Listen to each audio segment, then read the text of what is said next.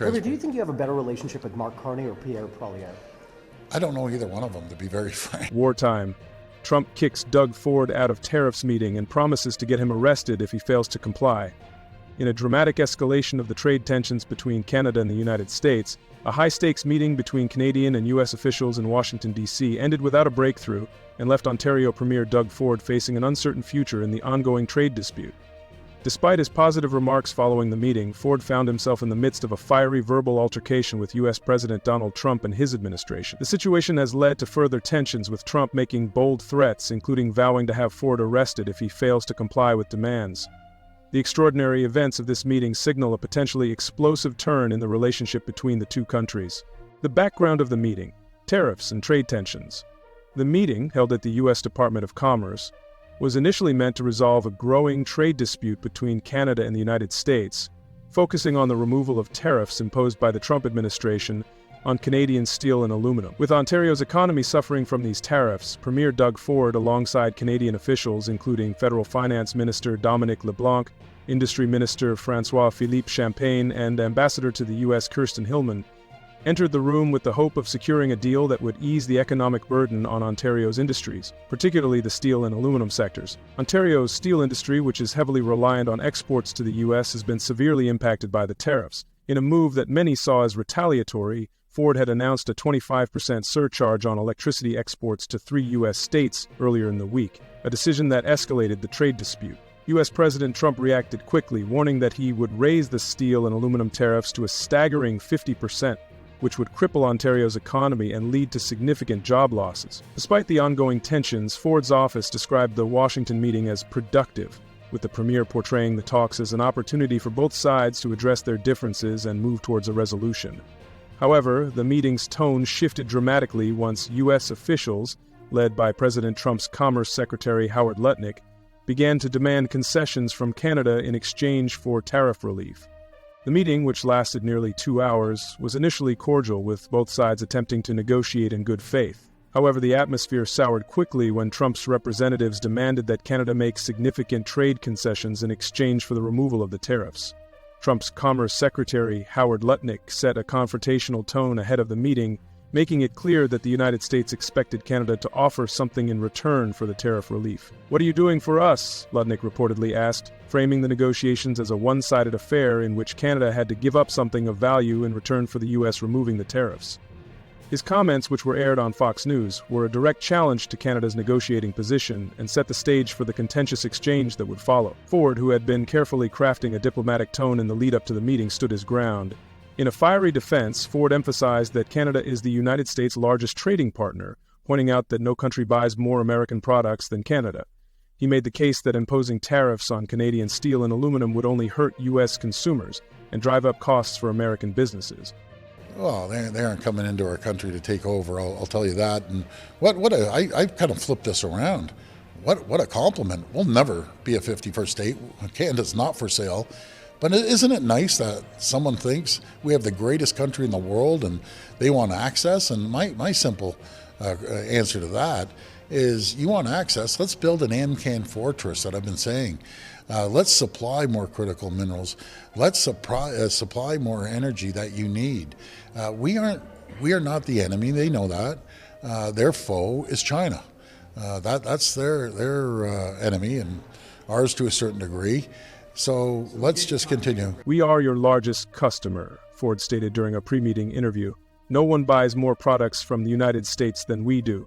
If these tariffs stay in place, American consumers will pay the price." Ford's diplomatic rhetoric, however, was soon drowned out by Lutnick's aggressive stance, which was backed by President Trump's rhetoric. Trump, who had repeatedly threatened to escalate the trade war with Canada, warned that if Ford did not comply with U.S. demands, he would increase tariffs even further, potentially plunging Ontario into a deep economic crisis. As the meeting progressed, tensions boiled over. What began as a carefully crafted negotiation session soon escalated into a heated argument, with both sides accusing each other of intransigence and unwillingness to negotiate. In the most dramatic moment of the meeting, President Trump reportedly ordered that Doug Ford be escorted out of the room after an intense verbal exchange. Trump's aides, who had been following the president's lead, then issued an ultimatum. Ford would face severe consequences, including the possibility of being arrested if he did not immediately reverse Ontario's retaliatory tariff measures and concede to U.S. demands.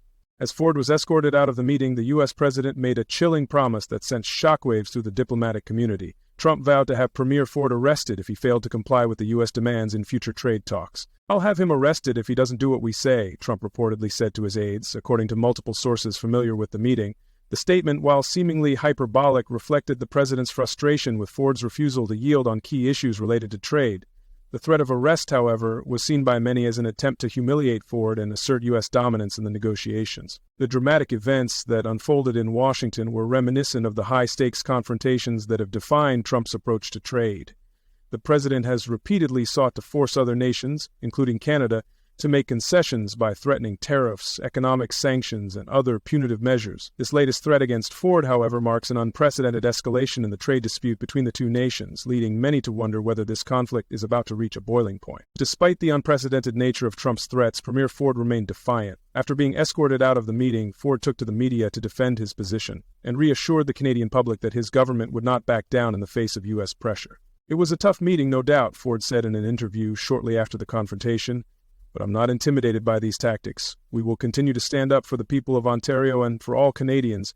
The United States is our largest trading partner, and that's not going to change. But we will not be bullied into making concessions that are not in the best interests of our economy." Ford's strong words were aimed at reassuring both the Canadian public and U.S. businesses that Ontario would continue to advocate for the removal of the tariffs without yielding to unreasonable demands.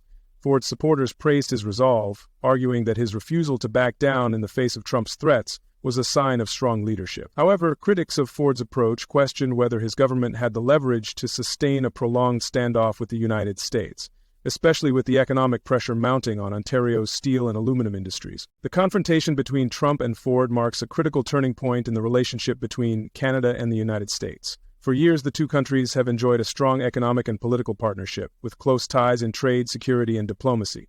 However, the ongoing trade dispute, particularly over tariffs on steel and aluminum, has raised questions about the future of this relationship. The political fallout from this meeting is expected to be significant, both in Canada and in the U.S.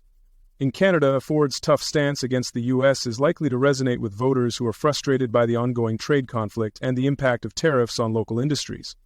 However, the public support for Ford may be tested if the economic consequences of the trade dispute continue to mount, leading to plant closures and job losses in Ontario's manufacturing sector. In the United States, Trump's harsh rhetoric and aggressive tactics have already led to criticism from some quarters. While many of his supporters may cheer his tough approach to trade negotiations, others are beginning to question whether the president's confrontational stance is undermining the long-term stability of U.S. trade relationships. The fallout from this trade war could have significant political implications, particularly as the U.S. heads into the 2024 presidential election. As tensions continue to rise, the future of trade negotiations between Canada and the U.S. remains uncertain.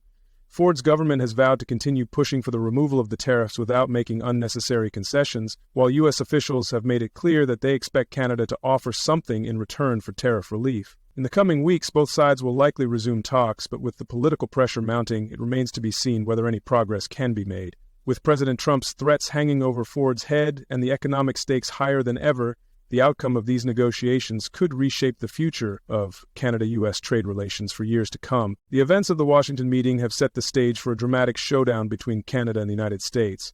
With President Trump's threats hanging over Ontario's premier and the future of trade relations in the balance, the stakes have never been higher. Can Doug Ford stand firm in the face of U.S. pressure, or will the economic realities of Ontario's dependence on U.S. trade force him to make concessions? Only time will tell.